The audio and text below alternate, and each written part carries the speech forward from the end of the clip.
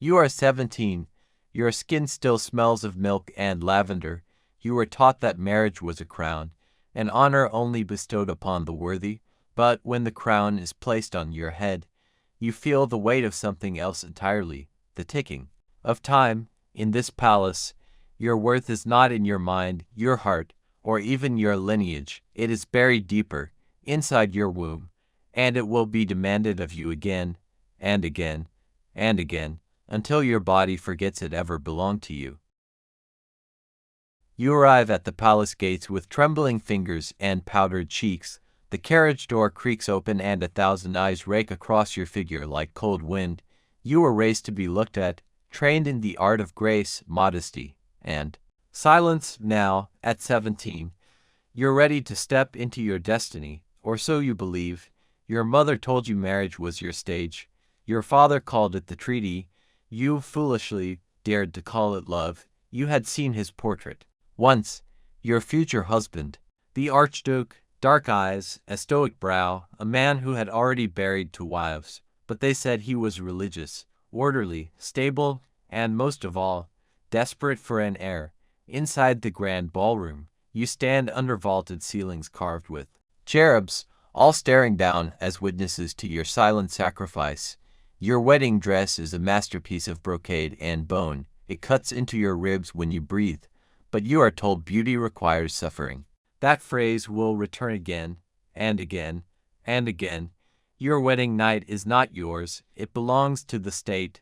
The sheets will be inspected, the maids will whisper, and you will lie there, still and silent, as your body is introduced not to passion, but to duty, a holy duty, they say, a woman's highest purpose.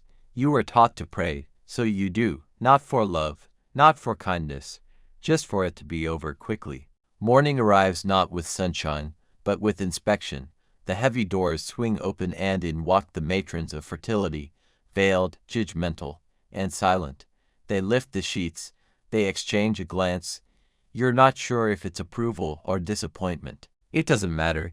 Your body has entered the public domain. It will never again be yours. By the 3rd day of marriage, you are being fed boiled herbs from a gold spoon. Womb-warming tea, they say, helpful for early conception. You ask what's in it. No one answers. You're told to rest, to avoid certain foods, to limit movement. You've barely been kissed and already your body is being primed, as if it were a field, and they were planting something inside you. Your husband does not speak much. When he visits, it is routine, quick, clinical. He rarely looks you in the eye, but he always touches your stomach afterward, a brief press of the palm, like a man testing the ripeness of fruit not yet grown. A month passes, no bleeding. The chambermaids exchange looks. A midwife arrives with a silver bowl and touches you where you no longer feel like a girl. You feel like a gate, a hallway. Ah, chamber, congratulations, she says, and that is the last time you feel congratulated, because the moment you are declared pregnant, you are no longer a wife, you are a container. All activities cease. No writing, no dancing, no fresh air unless supervised. Your gowns are replaced with loose linen. The windows are shut. The palace doctor appears at all hours, sometimes just to stare at you, to note the pallor of your skin, the softness of your breasts, the curve of your abdomen. The fetus is not a child yet, not to you, but to them. It is the future of the empire, and you are the vessel. No one asks how you feel. They only ask, is it kicking yet? You're 6 months along when you notice something strange. The corridors around your bedchamber begin to narrow. Not physically, but in terms of access. Visitors decrease, letters are intercepted. Your mother is not allowed to visit, even. The birds outside the window seem to fly more quietly. You ask the maid to open the windows. She bows, but nothing changes. She tells you it's for your health. Cold air is dangerous for the unborn. What they mean is, you are dangerous if you lose it. You're moved to what they call the confinement wing, a series of velvet-lined chambers where royal women are hidden during pregnancy, away from stress, scandal, and worst of all, blame. If you miscarry, it will be your fault. The wrong meal, the wrong emotion, a raised voice, a skipped prayer. There are 1,000 ways to be accused, but no way to defend yourself. Because no one is listening, you sit on a chaise that feels too soft. The silence of the room is so loud, it makes your ears ring. There are portraits of past queens here. Pale women with swollen bellies and empty eyes. You wonder how many of them died in these rooms, how many left with children in their arms, how many left with nothing. The priest visits to bless your stomach. He calls your unborn child a miracle. He calls you chosen, but there's no warmth. In his voice, only pressure. In the quietest hour of the night, your hand drifts to your belly. You whisper, "Are you there?" There is no answer, just the soft hum of wind outside, and the sharp ache of a rib pushed out of place by the corset they finally let you remove. You think of freedom, but freedom, here, is a forbidden word, like no, or stop, or mind, and in this moment, you begin to understand. You are not married, you are enlisted. The war is just beginning. You give birth at dawn. The light hasn't yet touched the palace walls, but the screams already have, not yours. You've learned not to scream. The cries come from the child, alive, breathing, male. The room erupts like a battlefield won. Midwives cheer, a priest weeps with joy, and servants scurry to ring the ceremonial bells. But you lie still, legs trembling, wrists damp with blood and sweat, lips too dry to speak. They take the child before you even hold him. They wrap him in gold-threaded linen and carry him away, not to a cradle, but to the court physician. He must be examined, weighed, declared sound. Your own body is not given the same attention. The doctor checks your pulse and mutters, "She live," then he leaves. No one tells you the baby's name until it's already been announced. He is not yours, he is theirs, an heir, a prize, a future. You're allowed to see him for 5 minutes each day, while a nurse stands nearby, counting breaths and time. They say it's for your recovery, but you know better. They do not want you to get attached, because you will do this again, and again, and again. The second time, you bleed in silence. You wake before dawn with a strange cramp in your lower belly. You tell the maid. She hesitates, unsure whether to call a physician or a priest. By the time they arrive, there is blood in the sheets, blood in your slippers, blood down your legs. Too much to ignore, too much to hide. You've lost the baby, but in this palace, it is never called loss, it is called failure. There are no condolences, no soft words, just whispers. The Duchess carried to term, perhaps she rode too soon. Did she not fast properly during Lent? A woman's womb is the court's most delicate asset, but also its most suspicious. You are now a liability, and under the suspicion of divine judgment, the priest comes, not to comfort, but to interrogate. Had you been praying enough? Were your thoughts pure? Had you sinned in secret? They search for a reason, but never in themselves, never in the endless herbs, the poisons disguised as medicine, the hands that touch you without care, never in the men who visit and leave, without ever asking how you feel. You begin to fear not just the bleeding, but the questions. Because a miscarriage in this palace is not seen as nature, it is seen as rebellion, and rebellion is punished. You are confined again, not for healing, but for watching. They monitor your meals, your visitors, your dreams. Your body is no longer trusted. It has become political. Sometimes you dream of the child you lost, not as a baby, but as a voice, a whisper that comes through the window, calling you mother. You wake to find your hands gripping your own stomach in the dark. It doesn't feel like yours anymore. 6 weeks after your miscarriage, they tell you to prepare, not emotionally, not spiritually, physically. You are bathed, scented, fed new teas. The pillows in your chamber are fluffed with goose down, and your bedsheets replaced with linen laced in fertility symbols. You ask, quietly, for what? The maid does not answer. She only hands you a nightgown. You know what it means. The cycle has begun again. Your body is no longer grieving. It is recruiting. Your womb has been given new orders, and it must obey. Your husband visits you with the same expression he brings to council meetings. Not desire, not affection, just duty. You lie still, numb, your mind somewhere far beyond the canopied bed. You think of oceans, of falling, of never waking up later. When he leaves, you wash yourself even though the rules say not to. You scrub your thighs until your skin reddens. You want to feel clean. You never do. The next morning, the court astrologer brings charts. He says the stars are favorable this month. The women around you nod as if the moon, not your body, controls what happens next. Your days blend into a routine of rituals: tonic, rest, bloodletting, walk the corridor, sit in the sun, eat the roots, avoid the spices. There is no room for mourning, no time for self, only time for function. Every woman in this palace knows the rules. The machine must not stop. If it halts, even for breath, even for sorrow, it can be replaced. There is always another girl waiting behind the curtain, younger, unbroken, more fertile. You catch your reflection in a mirror and startle. The face looks like yours, but thinner, eyes more hollow, a neck that holds up a crown you never chose. You press your hand to your belly, now flat again. You whisper, without knowing why, "I'm sorry." And somewhere deep inside, you wonder, how many times can a soul survive being emptied? By the time you've birthed your fifth child, you no longer flinch at the pain. You know the rhythm now, the heaving, the tearing, the silence that follows before the child cries. You know which herbs slow bleeding, which midwife has a steady hand. You know how to breathe when your body tries to give out. And most of all, you know not to hope.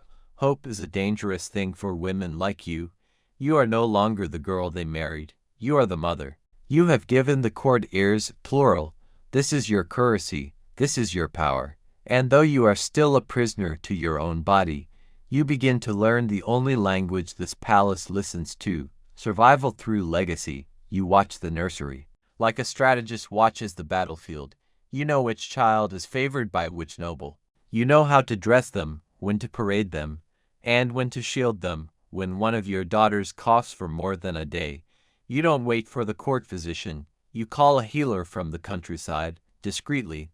When one of your sons is nearly sent abroad for fostering, you intervene, not with shouting, but with silence, a long, cold silence at the breakfast table. Your husband notices, he changes the decision. You are not in the throne room, but you are in every room that matters, behind the curtains, in the ears of the tutors, in the design of the family portraits. You begin requesting more visits with your children. You feign religious instruction. You ask to read to them from Scripture. No one refuses a mother cloaked in virtue.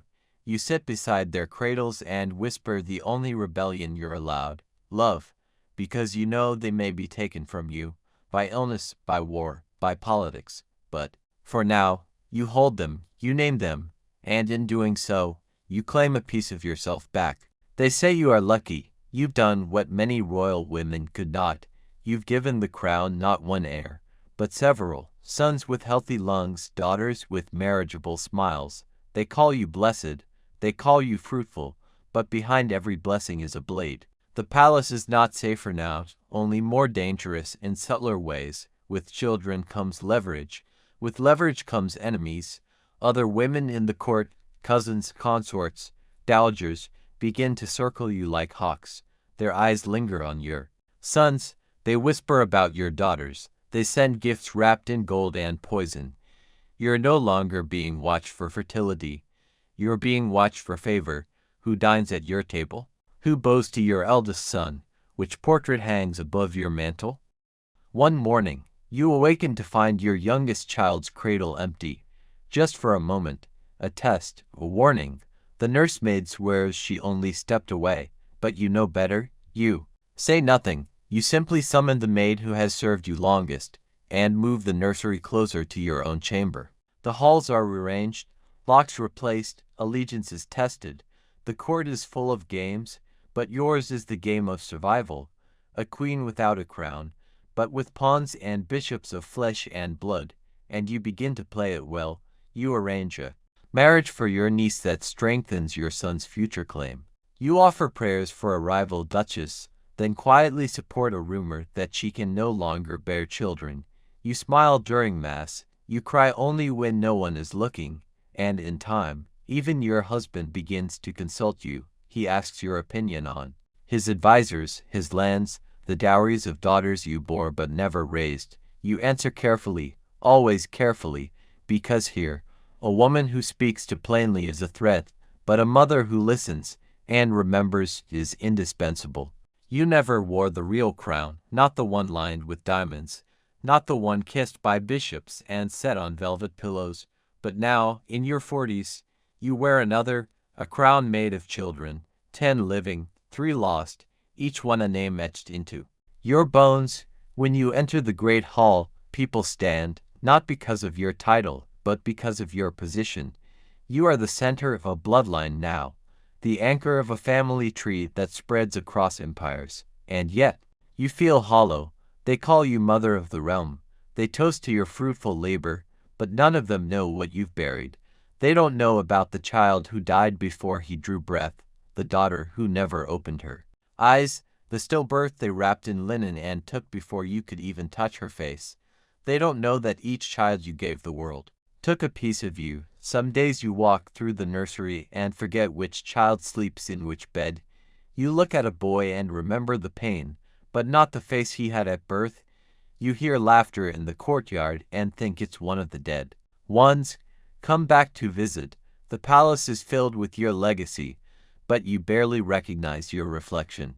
And then, one winter evening, your eldest son returns from abroad. He's taller than you remember.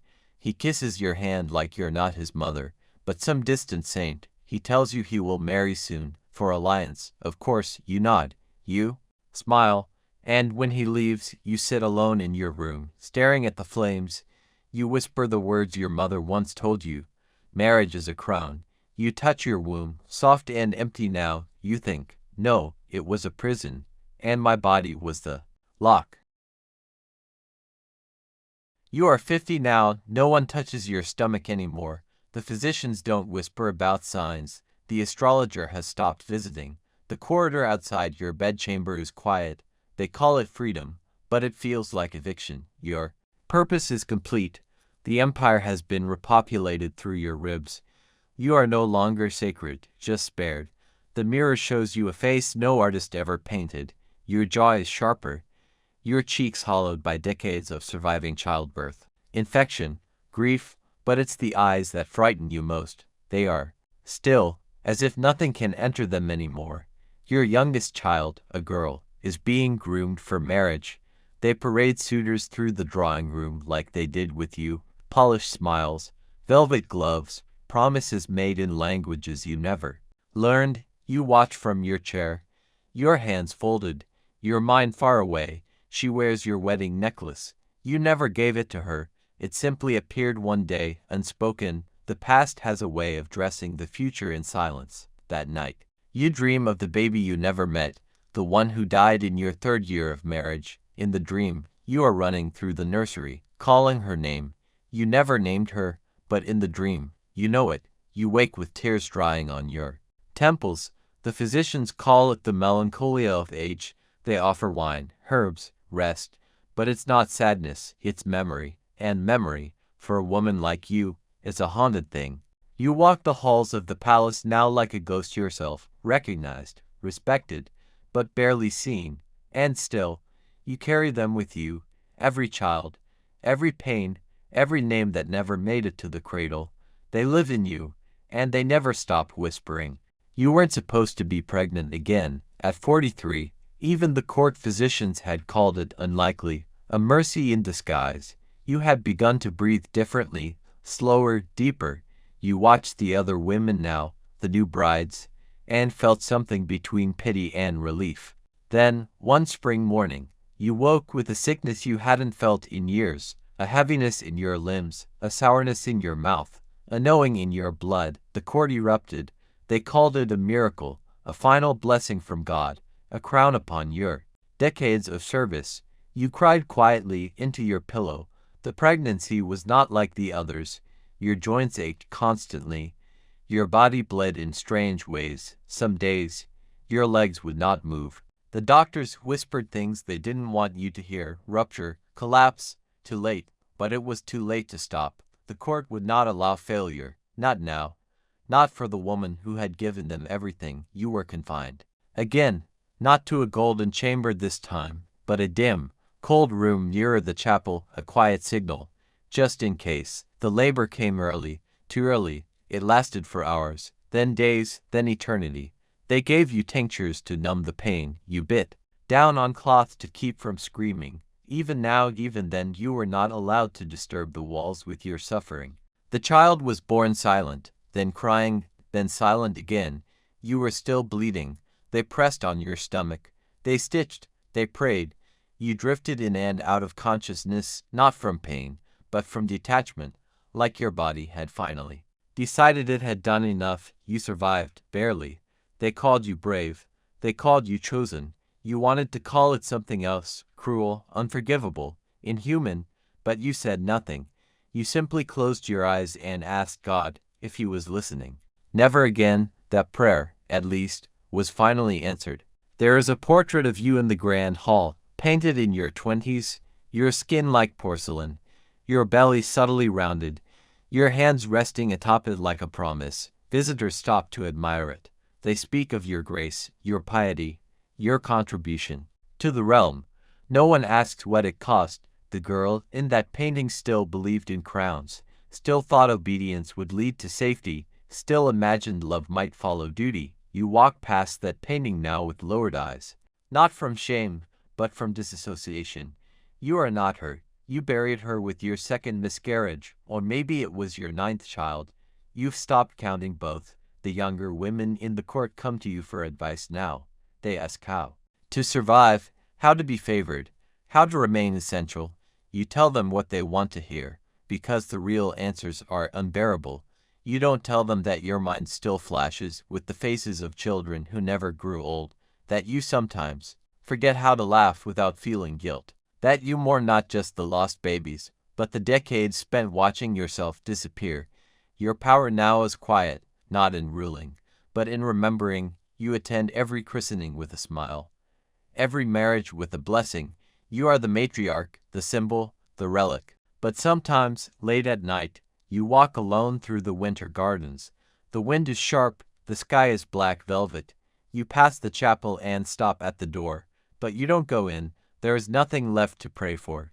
You sit on the stone bench, wrapped in your furs, and close your eyes. You imagine yourself 17 again, standing outside this palace, heart racing, hands cold. You want to whisper to her, turn back, but she won't hear you. She is already walking toward the gates. She was never given a throne, but they placed one inside her, again and again, until it hollowed her out. Her story is not unique. It is echoed in every empire where women were measured by the children they bore and the silence they maintained. She survived, but survival is not the same as freedom, and in the end, the only crown she ever truly wore was grief. Asterisk, asterisk, if this story moved you, even in quiet ways, subscribe for more forgotten voices from history's shadowed halls.